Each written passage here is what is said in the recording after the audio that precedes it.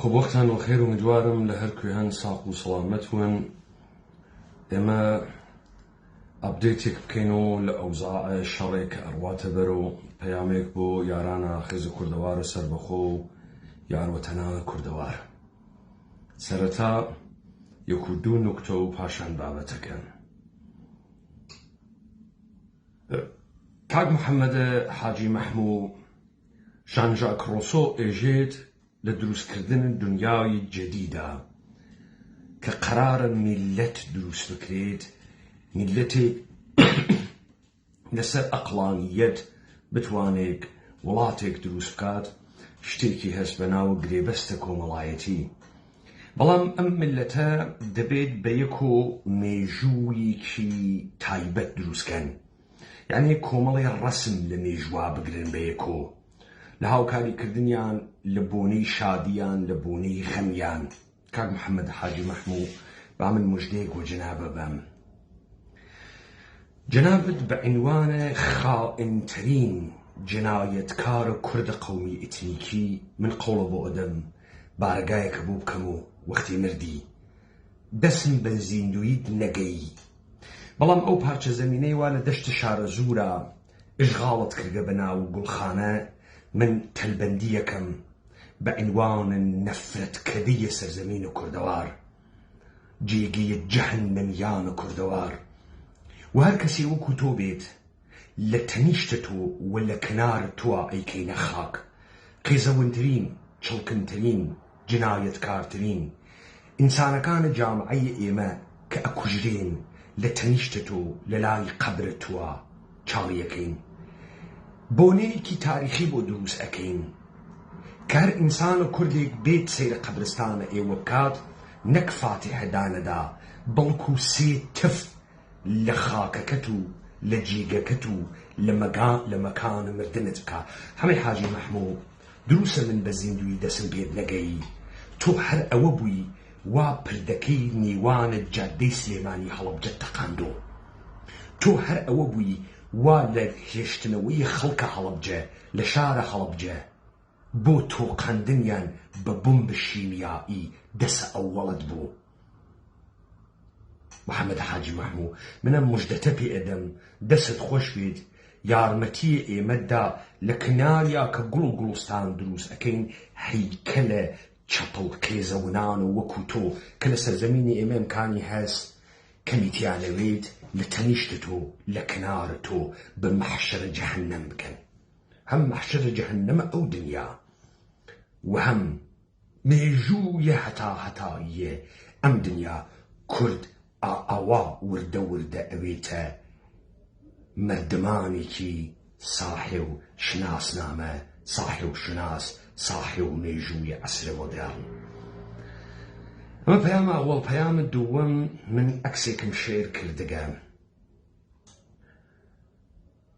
اكسكا اكسا بنكو الشعبية هن 8 صالة بيش لفيسبوك خون دانياغا او اختيارانا اخيز لبنكية حزب الدايكا بكاكية امروغتويان لشارسنا حزب وحدة ملي شاخية كردستانية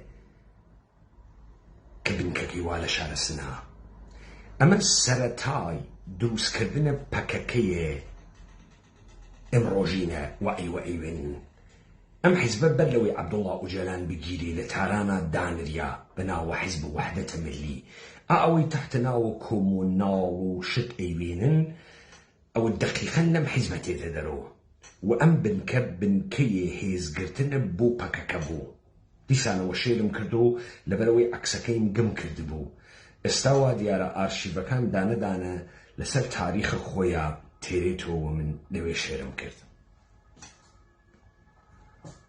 هروكو يارانا خيز كردوار سربخو چاوروان بون وتي 10 سال الرابردو ايما لسريا كارمان كردبو دولة يهودية ايراني دولة قومية يهود بني إسرائيل هاوكات لقل يكتديا بشوين دانان إيران قوري كولتوري دروس كردن إمبراطورية يهود لنظم إمبراطوريائي اتحادية لم وسط أرباب قشتين وإيالات المتحدة أمريكا بو لم بازية إشي بدوريد لروشالاتنا وراستو بروات دار تا بكل تجير الدس إسرائيل وإيران. وأما هروكو آقادار بونتي صالان گزشته وصالان رابردو تمام أماني بعنوان كرد وقومي كرياب وسران وأعزاء وأحزاب وحكومة هريم كردستان أمان جاسوس ياسي خورن، جاسوس سي جانبه چوار جانبه وليل أصلا جاسوس دو جيجي تايبت إيران وإسرائيل لدراو يشتكردن إيران قوري كولتوريا. أما تجسم بيدان تاريخ بشرف خان بدريسية مشتي كرت بالاو كرت خانوادو كرت بنماوان بعنوان السر دروس كردن و پاشا و سلطنة و مير و أمان دروس كردن تا أرباب قورة اللجيكا كار خوي بواتبرو. دوكا محمد قازيان لبرنامج ميدان ويصف أمريكا سبارت بوي كجنگ لبرانبر إيما جنگ إيما برانبر بخومان بابتك أوبو وڵامی داوە بە فەهیمەی خزر حەیدەری وتی وەتەن فقط بستێخاک نییە. ئەوەی کە ئەیبینی ئێرانیەکان ئیستەبوون بە دوو قوتبێکیان لەگەڵ شەڕن قوتبێکیان لەگەڵ شەڕنین و لەگەڵ جمهوری ئیسلامین سەبەبی ئەوەسە تعریف وەتەن فەرقەکە بۆ هەرکامیان. وەتەن بستەخاکێک نییە، وەتەن مەکانێکی مشتەرەکە کە ئینسانەکان لەسەر گرێبەستێکی کۆمەڵایەتی بە یەکۆتیا ئەژین. ئەوانەی ئێستا تەرەفدار حەملەی خارجی بە ئێرانن پێناسەیان لە وەتەن فەرقەکە. وەتەن خۆیان بە بارمتەی دەسە جمهوری ئیسلامی نامەشروع ئەزانن و تەرەفداران جمهوری ئیسلامی. لەم سەرزەمینە کوردەوارە لەم کوردەوە قەومیتنیکی بووگە وا دیارە ئێمە هیچ وەختێ چێژمان بە تەمەدون نەکردگە. پێمان وایە گشتمان ئامۆزای یەکترین بە فەرهەنگ و کولتوریکی دێهاتی. ئێمە ئامۆزای یەکترینین، ئێمە برای محەممەد حاجی مەحموود نین، ئێمە برای حکوومەتە هەرێمە کوردستان نین، ئێمە برای ئەحزاب و کوردی نین. مارکس وەختێ توانی لیگە کارگەرانە ئەڵمان دروستکات یەکەم وەرچەرخانی ئەوە بوو کە ئەوانە ئەیانوت هەرچی بەشەرە برای یەکتریە لەسەر قەناعەتە مەسیحی لیبراڵی. مارکس هەڵگەڕیاوە وتی بەشەریەت برای یەکتری نییە، تەبەقەی کارگەر برای تەبەقەی سەرمایەدار نییە.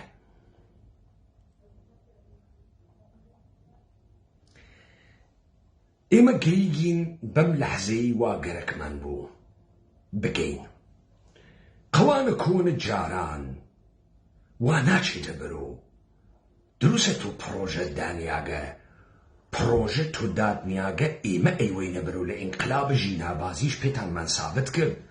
من سادقانە ئێترافم کرد، من ناتوانم خەڵک بێمە خیابان، بەڵام کە تۆ خەڵکە هاوردە ناوە خیابان لە دەستی ئێترازێنم. من بە ئێوە گوتم من نایەڵم ڕواڵەتە دەمامەکە دەوڵەتە ئێرانی بە عنوانە دەوڵەتە ئەبەدیە قانونی بگۆڕن و ئێشێ عەلیە خامنەئی بمرێ و جانشین تەعین نەکا. ئێوە بۆ کوشتنە عەلیە خامنەئی وا گرفتار بوون، نەتانەزانی چۆنی بگۆڕن، مەجبور بوون عەلیە خامنەئی تحت شەرایطە شەڕ بکوژن. تا ئێستا تحت ناو شەرایطە شەڕ دیگە جەنگ ئلیتی لە ژێرە ناو جەنگ خارجیە ژێرەکەی کەمکەنۆ نەکوڵێت وەلێ خەریکە ئەکوڵێت. اتفاقاً بەردەوامکردنەوەی ئەم جەنگە بە نەفعە ئێمە نەبوو، وەستانی بە نەفعە ئێمەس با بوەستێ.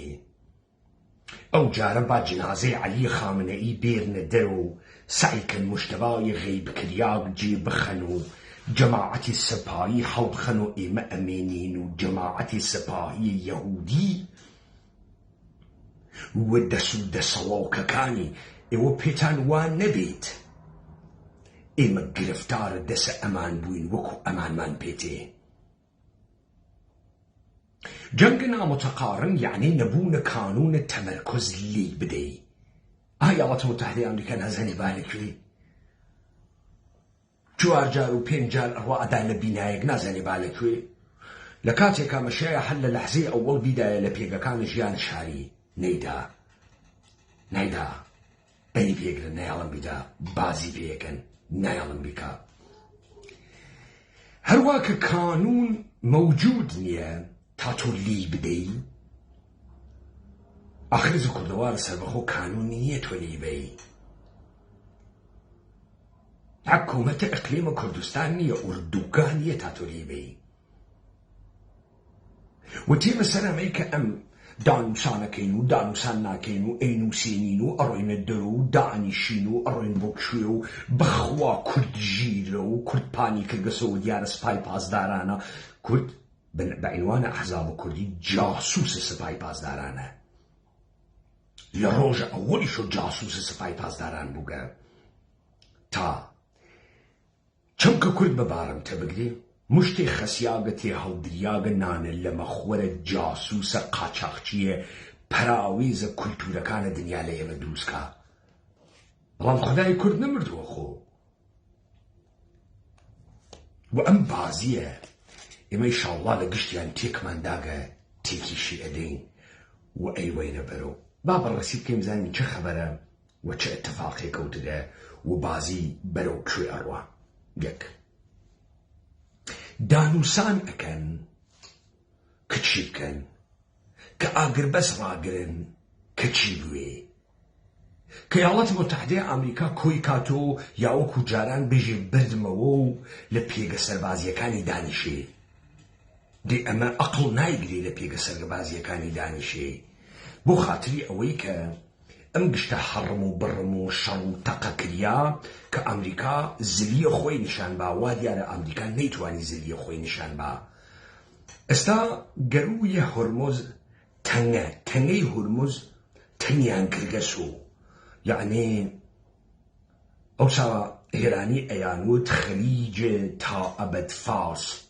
وا دیارە ئیستە دروش بە ئێرانیەکان بووگەسۆ هورموزە تا ئەبەد تەنگە ئێران.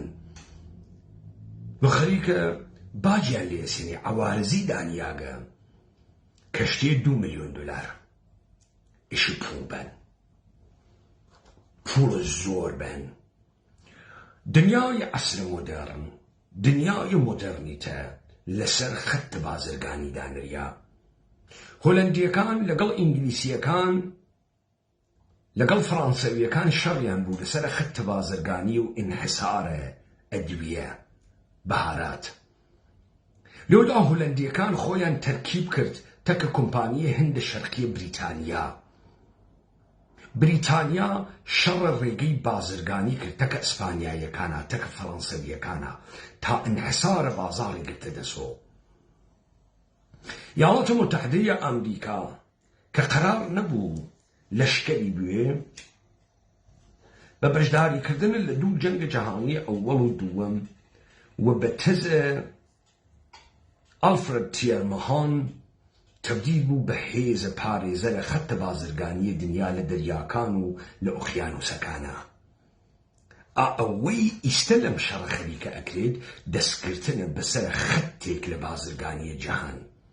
ئەوەی بتوانێت دەست بگرێتە سەری خۆی ئەکا بە دەسەڵات. وا ئێران گەرەکێ دەست بگرێ بەسەرە تەنگەی هۆرموزا کە گرتگیسی، گەرەکێ دەست بگرێ بەسەرە بابولمەندەبە کە هەم لە تەریقە خۆی و هەم لە تەریقە حوسیەکانەوە توانی بیکە. ئیسرائیلیش وا لە تەنیشتە کاناڵە سوئەز و بابولمەندەب. ئیسرائیلیش بە هێزە پیادە وا لە سۆمالیلەندا. یاڵەتە متحدەی ئەمریکا کەوت کەسە داوە یەهود جەهانی بە ئیمپراتوریەتە پەرش ئێرانی و ئیسرائیلە قەومی تنیکی.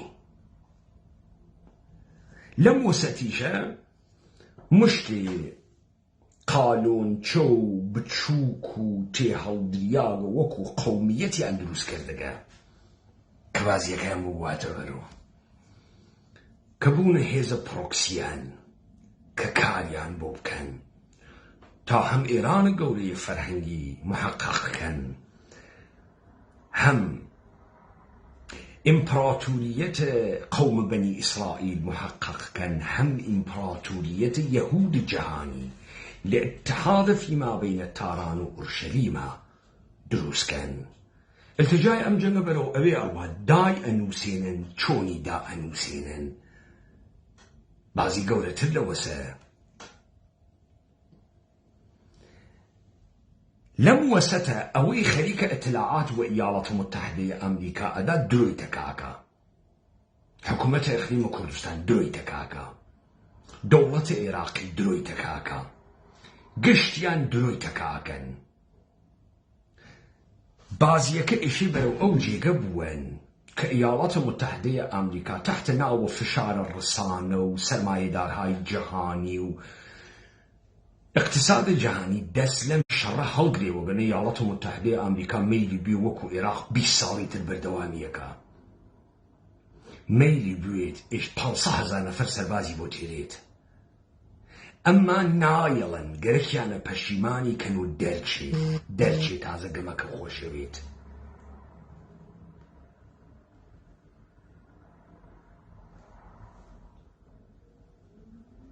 هەروە کە ئێمە ئاماژەمان پێکرد ئەم جەنەتە ئەو جێگە ئەڕوا هەم ئیسرائیل شەڕەوێ هەم ئێران شەڕەوێ ئێوە ئەقڵتان نایگرێمانە دۆسی یەکترین بۆیە بخاتیەوەی ئێوە ژیانە بچووکێکتان هەست ئێوە ماڵە دەسەڵاتە گەورە و بیرە لە دەسەڵاتە گەورە ناکەن بۆیە ئێوە ناوێنن پارتی و یەکێتی کۆمەڵە دموکرات پەکەکە ئەمانە گشتی بازووی سپای قودسن هاوکات جاسووسە ئیسرائیلیشن ئێوە ناتوان نەمە تەشخیص بەن بۆ چون دەمەخۆپانەکاتە پای توش دەمەخۆپانەکایتە پات و تۆ ئیژێ بەڕێز و کوردی بەڕێز و کوردایەتی بەڕێز و کەچی یەک نەفەریان یەک فیشەکی بە ئێمە نەدا خەڵکە هەرێمە کوردستان خەڵک هاتنە خیابان چقانەتان لێدا بۆ ڕۆژ ئاڤام پیاکتان تیا نەبوو 100 فیشەک با بە ئێمە بڕێشانی پێ بگەین تا تۆ گەورە بووی چون ئەسلحە بسێنین لە ئەسلحە فرۆشەکانتان یەکی حازر نەبوو دەفیشەک و مفتە پێ بابێژی تو شۆڕشی پێکەی شۆڕش و گیرفانە من ناکرێ حکوومەتە هەرێمە کوردستان لە تەکتەکە ئێوە مستەمسەکەم هەست کە ئێوە چاوتان نەپۆشنی لە 2000 نەفەر چەکوچۆڵە نەپارە پارە هەڵێ و خراوەکە چەکوچۆڵەکان هێنە خۆتان نییە ئالیبانی وا لە بیرتانە لە شەڕ داعش پێتان لێدا ئالیبانی وا ئەیوەن لە بازاڕە چەکەکەی کە لە دۆلار باشم گشتە دۆلارە چ پێکەن تخوا ئێوە ئەقڵتان نییە چێژ لە ژیان بوون بەم دۆلارە چیەکەن ئەیکن و سەیارە عەکسی لێگرنی خلە تیکتۆک یعنی ئینسانهای مهمێکن توخوا تۆ کەسی ڕۆژی 2000 دەفە جووسکە بووە بۆ قنە زاتێ نەوێ دەسی بۆ بووەی وا ملیاردها دۆلار پۆڵە بوێ بەچی ئەفرۆشی تۆ چ لەزەتێکی لێ ئەوەی چ لەزەتێ ئینسان ئەقڵی نەوێ لە نان خواردنیش چێژ ناوە ئەقڵی نەوێ لە جنسیش چێژ ناوە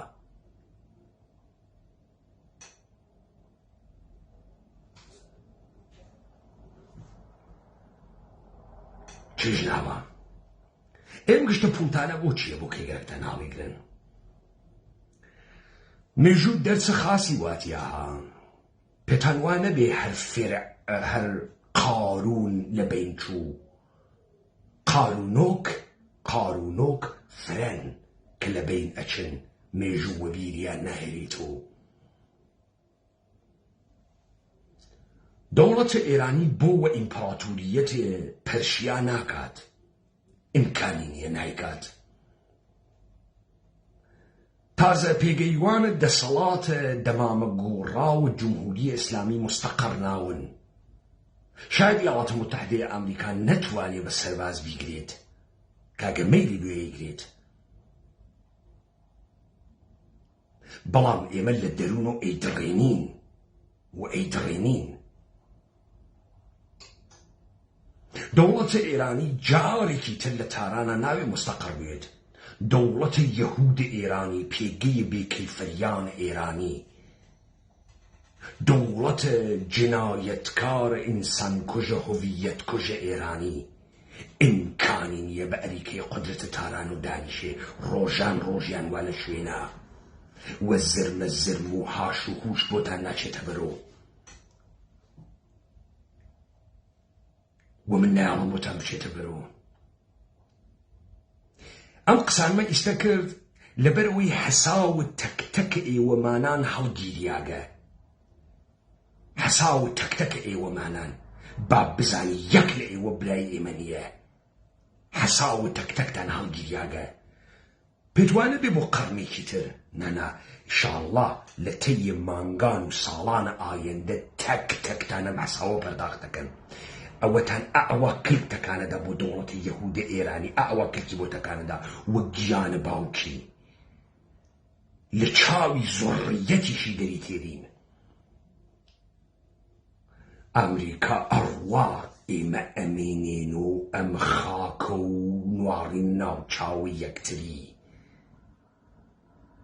کۆمپۆزیسیۆنە ئێرانی تەواو بوو، شەڕە ئیلیتی ئەگاتە ئەوجە خۆی، کوردبازیە حیز تەواو بوو. ئێوە خەڵکە کوردتان ڕاگرت تا بازی بۆ دەوڵەتە ئێران تەواو بوێ وە گیانە ئێوە تەواو ناوێ. ئێوە خەیلێ پەسترن لەوەی کە فکرەکەن. ئەگەر هەموو تەغەیرە فرەی واتیە دروسە گرەوتان لەسەر ئەوە کردەسە وڵاتانە خەلیج لەبین چێ. وڵاتانە خەلیج زەعیفیش بوێ بە ئاسانی لەبین ناچێ، وانیە ئەوە نیشە گوێرەکەون. بابزانی یاڵەتە متحدەی ئەمریکا قەرارە دەربکرێ. یاڵەتە متحدەی ئەمریکا یەک دەست نییە، هەزار دەسە. ئەمڕۆ ئەتوانێ قەوڵێ بە سوحاتوانێ خەوڵێکی تر بە. بابزانی دەوڵەتە ئێرانی ئەم شەڕەی گەرەکە و نەیشی گەرەکە گەرەوەی هۆرمۆز بەردا. ئەوەی وا ئیستا فوی تێکە ئێژی ئێران فرەزلە و گانیەدا با لەسەر گەرەی هۆرمۆز دانیشێت. ئەو جارە بازیگەری تر تێتە مەیدان و دەورانە ئێوە تەواو بوو. مشتێک جاسوس دەورانتان تەواو بوو. جاسوس و ماسوس و نۆکەر و کوڕە نۆکەر و ئەمانە تەواو بوو. دەورانتان تەواو بوو. من احتیاجی نییە لە هیچ خاکێکە حزورم بوێ. دەنگە من سنوور ئەوڕێت و ئەیوڕێت.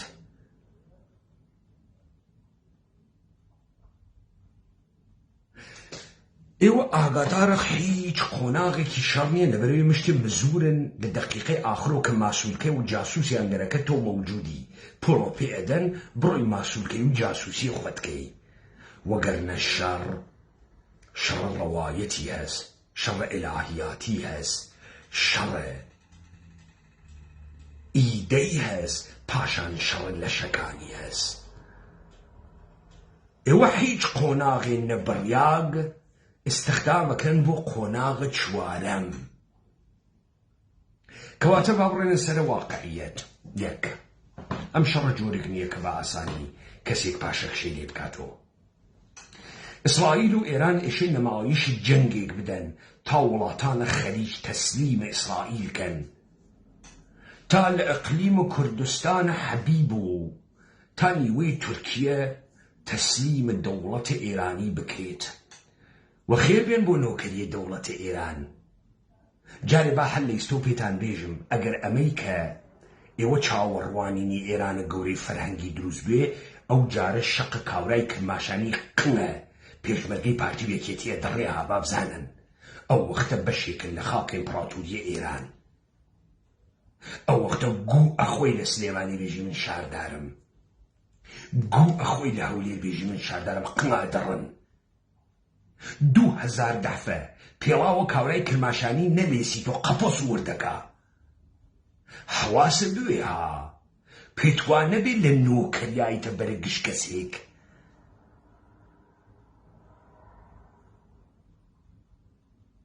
حەواسە بوێ دەردێکە وەسەر تێرەن باوە دەوارە دۆمی نەکردوێ.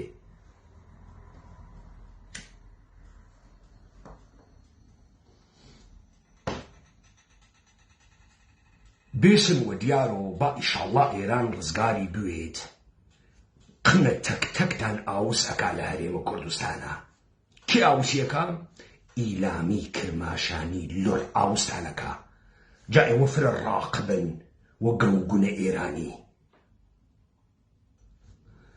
یارانە ئاخێزە کوردەوارە سەربەخۆ ئەم گونلێسانەی ئێرانیە یا ناویان یاداشکەن با خەدەماتە تایبەتیان پێبەن. وانەی قیمە کوردستانە. کاورای بزن تۆ حساوە قمە خۆتە کردگە چیت وەسەتی؟ یا تۆ فکرەکەی هەر نۆکەر خۆشەویستە گشت کەسی خۆشی گەرەکە. وەختە دنیا بووە نۆکەر تۆخمە حیزت دەهاتی تۆ لە هیچ کوێ دیارە نییە. نۆکەری لە سەدحە مەسینە هەڵگیریا گۆڕیاگەها. ئیشی کلاسە بێ بۆ نۆکەری تۆ کلاسە نییە تۆ خەیلی دەهاتیت. کەواتە هەرچی بەرەبەرە ڕۆیتە بەرەوە حیزە ئەمانە ئەوێنی مشتێ جاسووس تەسویرە بازیەکەتان بۆ ڕۆشنەوێ. ئەم شەڕە بەم زوویانە تەواو ناوێت. تەواو بوێت ئیاڵاتە متحدەی ئەمریکا دۆڕیاگە. ئیاڵاتە متحدەی ئەمریکا دۆڕیاوێ خسرانێکی گەورەی ئابووری لە تەواو دنیادات. من جملە لە عێراقا حەدید بە خسرانە گەورەی ئابووری.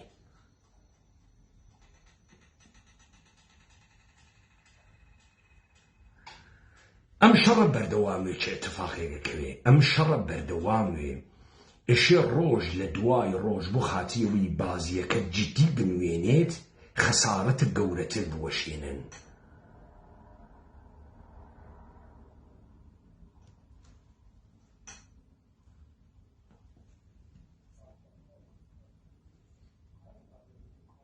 ئای حەمەی دەلاک وەڵا درۆکەی تۆ پیاگ نییە جاکەش ئەگەر پیاگی بڕۆ دەرە ئوردوگاکانیان بیان هەنێرێ ئەو دیو. فەڵتە زیایی نەکە یاگوو نەخۆی. تۆ لە باشوورە نانیشە نییە خۆت بیخۆی سوال کرد. ئەو گشتی پوری دەوڵەتە ئێرانە ئەدرێوەوانە من نەتبێتم لە سەریانە. گوو نەخۆی خوێڕی با ئێران دوو ساڕۆخ نەکاتە قمە. باوەڕەکەی خۆتان لێ زلووگە مشتێ سواڵکەر و سوا و دائیمەن قەرزار و ئێوە قەرزارە کێ نیە لەم دنیا؟ بەچکە ڕوودا لە خوێڕی ئەوە خۆیان دەمیان نیە لە خۆیان دفاعکەن. تۆ نانە هەست خۆت بیخۆی بایعی خوەر. تۆ لە توورە عومرتا لیاقەتە بووگە $100 بیتە کەسێ.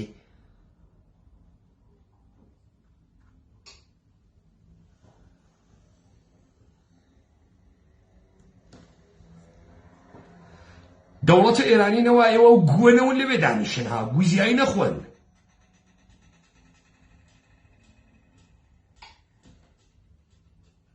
وا هەرچی درۆن و سارۆخەکەوە قمتان و زیاتر قنەکەنەوە. حەمەی حاجی مەحموود کە وڵا ئێران احتیزازی هاوەرگەوت کەسی ئەوە نۆکەری خاسن و حەمەی حاجی مەحموود گەوا و باوک ترامپ کەسێ نادۆزێت و تەکیا قسە بکە. حەمەی حاجی مەحموود تۆ کێو دۆزیوە تەکیا قسەیەکەی؟ کێ؟ کارمەندێکی سپای پاسداران لە کرماشان و نامەی بۆ نووسا احتیزاری هاوردەوە و وتی بەخۆ هەڵە بگۆ لە دەستمان دەرچووگە و نەمانزانیگە و ئێشی هات کۆی کەنەوە ئەم فەسادە کاورای فاسد. بەسێزیتر نەماوە بەریوە. هاونەتەوە بوون زەمانێکە کە تۆ بەشەرویت. ئێمە مەنافع مشتەرەکمان بوێت. چیرۆکە مشتەرەکمان بوێت. خوێڕی $100 بەچکە جاسووس.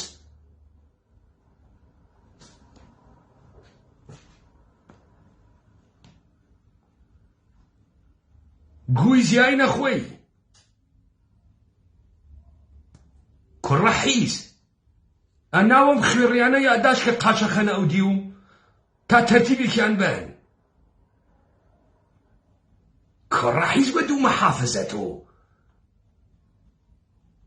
بەس ئەوەنە ڕەعایەتتان کریا ئەوەنەوە خاسی ناوتان بریا باوەڕەکەی فوتان تێبووگە مشتێ سەر سوال کەر سفتە دۆلاریە هارە تابینە قاقا فاسدە جاسوسە هەزار جانەبە وەڵا ناوتان لە هەر کوێی دنیا تێرن خەڵک ئێڵنجەدا بێسەر و بەر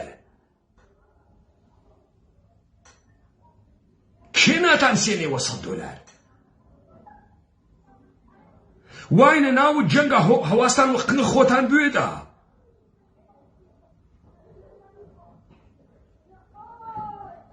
لەگرا بازیگەر هەر زلحێزەکان نیەن ها من ئەزانم حیز وە خاڵۆی خۆی فێرە حیزەکان یەک ناگرن وەلێ وە گیانت من گشتان تەربیەتەکەم مێژووە گۆڕم تەربیەتتا دەکەم وا دیارە گشتان تووشە سکچوون بووگن دەرکەوت هەرچی مدعیە گونداریە بێگونە ڕووداری نەکەی بزانی وایتە چ وەزعیەتێکە ڕۆژە حەساو کتاوە دروست قسە بکەن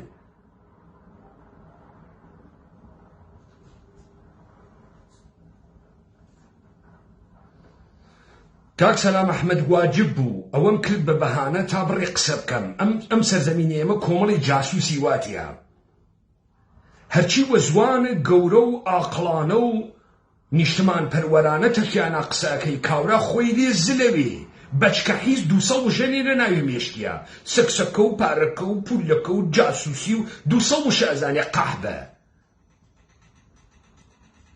ئەقلی نییە قسە بکە کاکە کاورای ئێرانی بووگەسۆ جاسووسە ئیسرائیل ئەجێ وەتەن معنای هەست ئێوە هەنوو فێر نەوگەن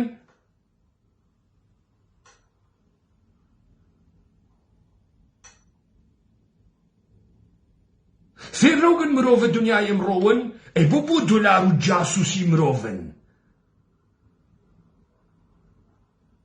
ئێمە زەمانێ کەسی یەکترین کە بەرژەوەندیە گشتیە چەمکە کورد بپارێزین نە کورد بکەین بە کۆی لەو بندەس و نۆکەر گوە قەورە باوکە ساحێوتان وە خۆتان و نۆکەری و نانە نۆکەریتان خوێڕینە وا لە هیچ کوێی دنیا پیاگزاتی نییە دەم کاتەوە بێژە کوردن باڵات بە قەت شاهۆ بەرزوێ وتە کوردم ئەوی تۆ خالۆنجێ ئەوەنە سەخیفە چەمکە کورد جاسووس و دواکەوتگ و تێ هەڵدریاگ و بەچە دنیا و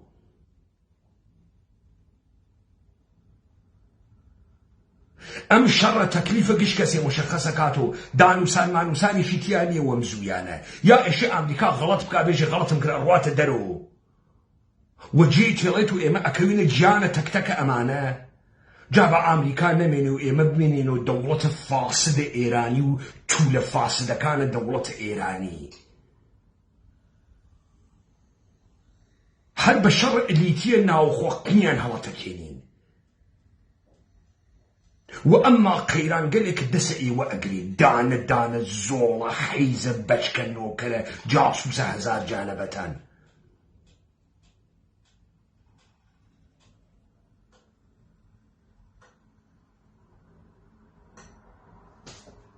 کەواتە یارانە ئاخێزە کوردەوارە سەر بەخۆ هەروە کە ئەوێنن ڕووداوەکان ئەو جۆرە ئەڕواتە بەرەوە کە ئێمە ئەزانین و ئەو جۆرە ئەیوەینە بەرەوە کە ئێمە گەرەکمانە ئێستا ئێمە واردە فازە یەک دەرگیریە جەهانی بووگین کە ئەم دەرگیریە جەهانی وڵاتە متحدەی ئەمریکا ئەخەسێنێ هەتا ئەمە جارێ دانەیەکیان چووە دەرەوە ئەربابە گەورە چووە دەرەوە ئەمێنێتۆ دوو ئەربابە حیزە شەڕقنێ یەکتری کار ئێران و ئیسرائیل بۆ نەمایش بۆ ئەوەی بتوان وڵاتانی تر حەپەنوشکەن ئێشێ شەڕکەن لە مۆسەتە تا ما بەقیە بگیرن وەکو وڵاتانە خەلیج وەکو عێراق وەکو تورکیە بیانگێن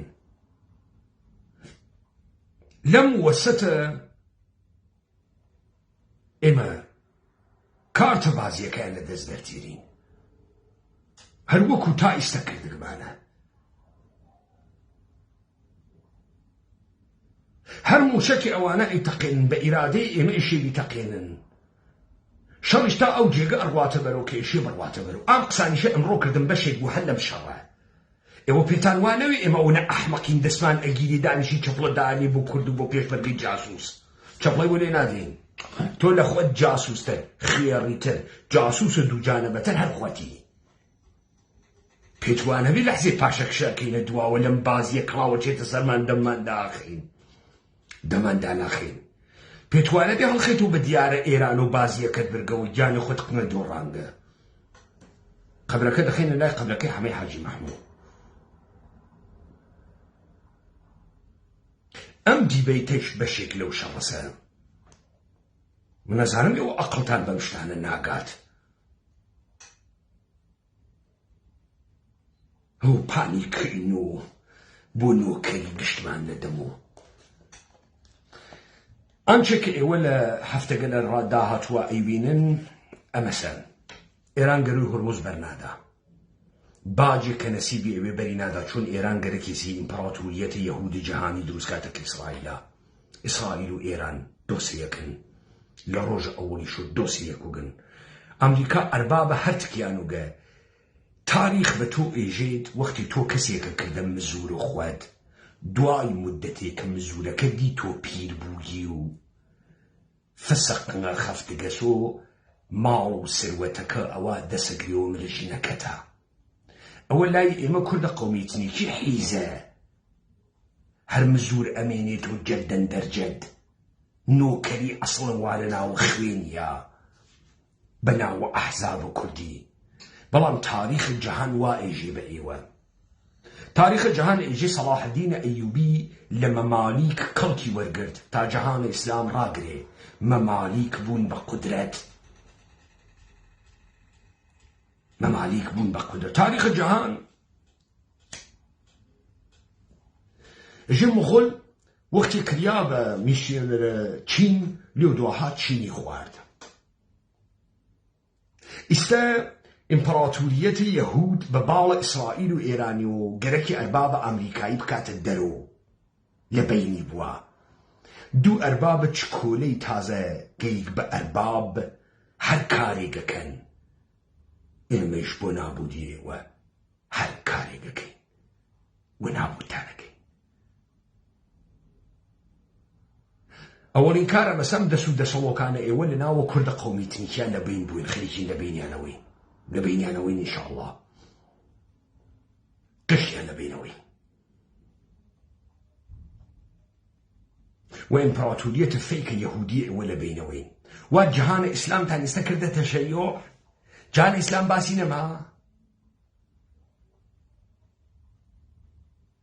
جەهانە ئیسلامی ئێستا باسی نەما جەهان ئیسلامی ئێستا بووە ئێرانە شیعە ئوممەی ئیسلامی گشتی بوو ئوممەی شیعە ئەرێ سەلەفی و ئیخوانی حیز و سەدەفی و ئەمانە نەمانخۆ دانشگای حیزە ئەلئەزهەر و نەماخۆ لیجنەی فتوای مامۆستایانی گەوادی سونی نەماخۆ ئیسە جەهان ئیسلام بووە ئێران نە یەهودی خاس بازی کرد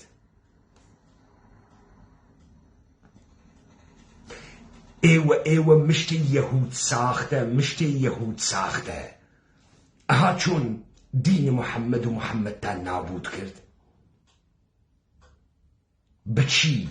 بەچی قیامەتە خۆتە فرۆشت کاورایی گەڵ دڵپنت درۆزن بەچی قیامەتە خۆتە فرۆشت بەچی مەعامەڵەت بەخوا کرد بەچی مەعامەڵەت بە مێژووی محەممەد کرد بەچی کردت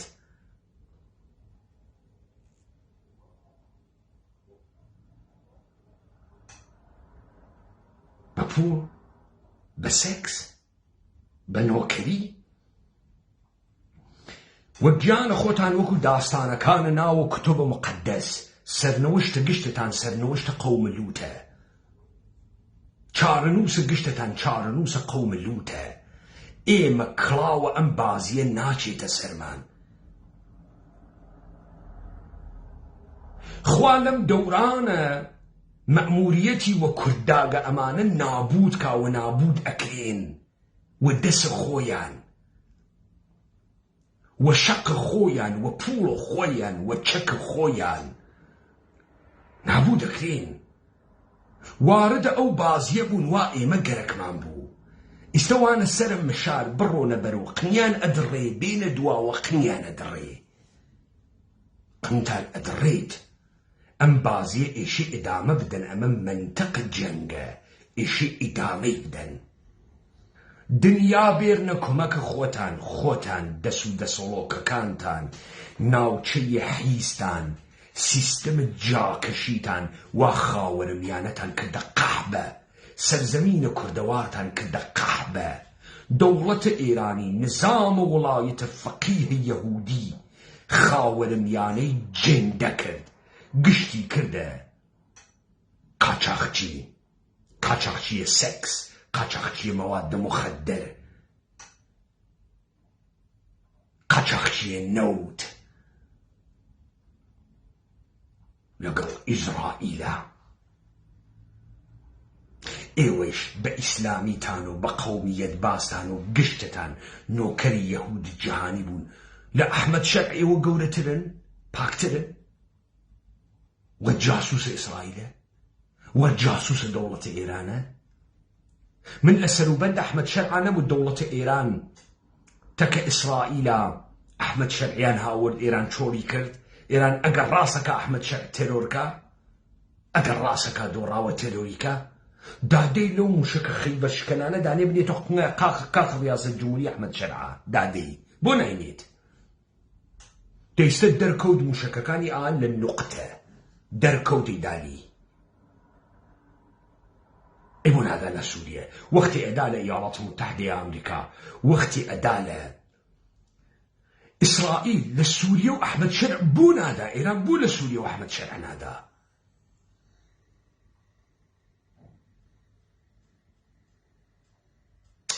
ئێمە نایزە ئەخمان نایکێشی مشتێک کەرین.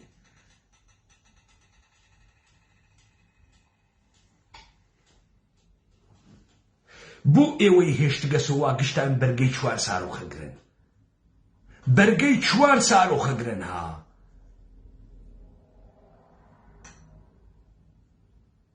بوو ماگرۆ ئێوە بوو ماگرۆ.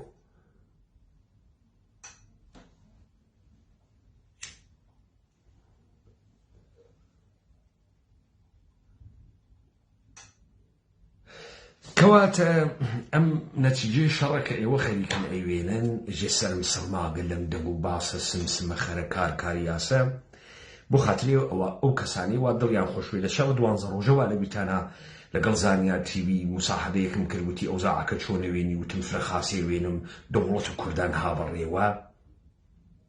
وتم جار دووەمی لێدانی شیواتیە ئەوە دیتان خۆ دەوڵەت و کوردان هابەڕێوە، ئازادکردنە سەرزەمینە کوردان هابەڕێوە. ئێمە لەم سەرزەمینە کوردەوارە نظام ئینقیادگەر جود و کریسیانەتی لە بینەوەین و لە بینەوەین. نظام جود و کریسیانەتی جارێ لە بەردەمە خۆتانە پارتیە یەکێتیە سۆسیالیستە کۆمەڵە یەکگرتووە، حەزب شووعیە، کۆمەڵە دموکراتە، پەکەکەس پەکەکەی حیزە. ئەمانەنە ئەم دەس و دەسەڵۆک و بەچکە نۆکن و قاچاقچی و فاسد و قنباز و ئەمانەنە ئەمانە گشتی لەبەی نەچن. وا ناچێتە بەرەو با خاسیش بزانن هەنگەڵە تاران دەمێکە بڕیاگە. ئەوەی تۆ لە تارانە ئەیوێنی جەنگە ئەلیتیە، تا ئەم دەقیقەیشە جەنگە ئەلیتیە. ئەمریکا هاتوو نەجاتی بدات، نەجات ناوێ خراوتر بوو، وەسەبگ و چۆنکیان تێدا خراوتریان کرد. پێتان وانە بێ گەروی هۆرموزی گرتگاوی تۆ نێرەکەرە دنیا، ناوی تۆ نێرەکەرە دنیا بێسە بە ئەم هاش و هوشە بەخەفێ. ئەوجا ئێمە ئەمێنین و تاران، ئێمە ئەمێنین و دەس و دەسەڵۆکەکانە تاران.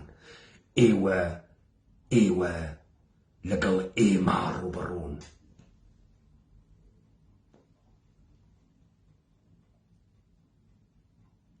بە ئەم قەزیە فکرتان نەکردگەسۆ ناچون فکرتان کردگە سەرە پەتەکەوا و دەسە ئێوەی فاسد و حەچێنێوە دەسە ئێوەی فاسد و ئێوە بدونە ئەرباب هیچ گوێیەک نییە. وەختی ئەربابتان لە قنی بقۆمێ ئێوە بەشێک 24 ساعت ناکەن، نە شەرەفتان بوو، نە کورد بوون، نە ئەخلاقتان بوو، نە پرۆفێژناڵ سیاسی بوون. فکر لە ئاخبەت خۆتان کەنەوە. من ئەخلاقی لەگەڵ ئێوە قسە ناکەمەوە، من پرۆفێژناڵ لەگەڵ ئێوە قسەکەم. من وەشوێن کوڕ پێغەمبەران ناگەڕێمەوە، فوش ناکەمە ژیرە باڵتان بێژم ئێوە مرۆڤ زۆر گەورەیەکن یا من مرۆڤ زۆر گەورەیەکم. من بەحس سیاسەتەکەم، علمە سیاسەتەکەم، یاسای دەسەڵاتەکەم. هەر ئەمانە ئێوە نابوو دەکا. کەواتە با کوی بکەم و ئەنچە کە ئێوە ئەیبینن پلانێکە کە وا داڕێژیا کە ئیمپراتوریەتی یەهود دروست بکەن، وا داڕێژیا کە زەحنیەتە جەهانە ئیسلام بگۆڕن، وا داڕێژیا کە دەوڵەتانە فەیکە عەرەبی حەپەلوشکەنە ناو دڵە ئیسرائیلە و مابەقی منتەقە حەپەلوشکەنە ناو دڵە ئێرانە. هاوکات بحرانە ناوخۆییەکانە ئێران مرتفعکەن تا بتوانن دەوڵەتێکی تازەی تیادا بنێن کە شکۆیەکی تازە، قەرەعەتێکی تازەی هەست. ئەمە نایخوا تا ئەم دەقیقەیشە جارە فعلەن لەبارە خەڵک زۆر و بور و ئنجاڵەعەی ئێران دوو قوتبیە. ئەوی پێشن ئێران یعنی تەزاد سنەت و مۆدەرنیتەت وا لە لووتکە خەڵکەکە گەرەکیەوە دەم یەکتری بدەڕێ. کار لە قسەکردن گوزەشتگە خەڵکەکە وەکو کەمتار ئەنوارێتە یەکتری، وەکو کەمتار. و ئەمە بوو جامعەیە خەتەرناکە، غەیرێ خەتەرناکە. هیچ وەختی ملەتە ئێرانی نەبووگە لە تاریخا، هیچ دەوڵەتی بەناو دەوڵەتە ئێران نەبووگە. بازیگەرانە عەسڵی خاوەرمانیانە ئێمەین، بازیەکە قەرارە وا بچێتە بەرەو، وا گەرەکیانە بیوەنە بەرەو. ئەمریکا لە شەڕەکە دەرکەن، نە ئەوەی کە شکستە نظامی پێدێرن، نە گوشاری بوو بێرن و لە تەریقە کۆنگرس و لە تەریقە کۆمپانی گەلۆ و لە تەریقە ئیتحادیە ئوروپاوە و لە تەریقە بەشە بورس و فشار بێرن تا ئەمریکا لە شەڕەکە دەرکەن. شاید بتوانن، شایدیش نەتوانن، وەلێ ئەگەر بتوانن نظامە ئەمڕۆیی ئەهەڕۆژێت، تاوانەکەیشی تەمامەم گۆی زەمینە عیدات. هاوکاتە لەگەڵ ئەمە ئێران و ئیسرائیل ئیشێ نیشان بدەن هەر دەرگیرن، شەڕقنە یەکتریەکەن.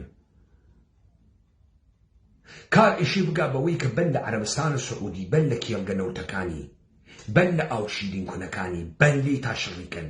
ئێرانیشێ شەڕ بکرێ، ئیسرائیلی شەڕەکرێ، کوڕ ئەوەسە لە گرا سەر هەڵبێنێ گشتیان کۆکاتۆ. ئینشاءڵڵا ئێمە کۆیەکەینەوە. پس ئەمە بەردەوامە، ئێمەش کارە خۆمان بەردەوام ئەوەینە بەرەوە گوێوە حاش و هوشە تەلەڤیزیۆنە ئیقلیمە کوردستان و حیزبە جاسووس مەدەن. ئێمە محاولەی خۆمانمان کرد، مستەمسەکە دنیاشمان لێیان هەست کە ویستمان متوجه بەشێکی تر لە سیاسەتیان بکەین، نە ئیسلاحیەکەین، ئیسلاح ئەوەن بێمە ڕەبتێکی نییە. متوجهیان بکەین سیاسەت ئینسانە حرفەیی گەرەکە، خۆفشۆکەرە درۆزنی بەسەر دوو ئوستانۆنە گەرەکە، ئینسانە حرفەیی وا سیاسەت دەزانێ. سیاسەت بە حوب و بوغزۆ ناکرێ، سیاسەت بە نۆکەر سفەتیۆ ناکرێ. دروستکردنە بەرژەوەندیە گەورە، ئینسانە پرۆفێژناڵە گەورەی گەرەکە. سەرەتایم دیبێتە من حکومێکم دەربەوەردە حمەی حاجی مەحموودە، ئەوە حکومە ئەخلاقی نەبوو، ئەو خوێندنەوەی سیاسی بوو، کورتمێژووی گەرەکە، لەعنەتکەدەی گەرەکە. لەعنەتکەدە لە حمەی حاجی مەحموود قێزەونتر لەم سەرزەوینە مەوجود نییە. ئەو ئەکەینە کانون، لێو دوا هەرچی قێزەونە وەکو حمەی حاجی مەحموودی خێنە لای. من کورد ئەمەی گەرەکە، کورد کورد لعنت کەدەی گەرەکە وا هەر کەسێ بڕوا فاتحەدانەدا تریکێ بکە هەر وەکو مەراسم وەکو بوونە ڕۆژی لە ساڵ هەفتەیە لە ساڵ لە ئەقسانوقاتە سەرزەمین و کوردەوار کۆ ئەونۆ هەروە کە ڕۆژە حەشرە ئەهلە حەقیە وا لە پردی وەر و منتەقی شارە زورا لعنت کەدەوە جەهەنەمیش وا لە شارە زورا لە سەرزەمین دروستیەکەین لەو گوڵەخانە کەواتە یاران ئاخێزە کوردەوارە سەربەخۆ بازیە سیاسی و گۆڕانکاریە جەهان بەرەو دەراوێشتەکردنە دەسەڵاتە کوردان ئەڕواتە بەرەوە و ئێمە ئینشاڵڵا سەرکەوتووە بینتیا و ژیرانە و ئاقلانە ڕەفتارمان کرد و خودای شەدایەتگەرمان بوو و ئینشاڵڵا هەرچی ئینسانە گەورەیە کوردیە لەم سەرزەمینە سەرەکەوین دایەوە خۆش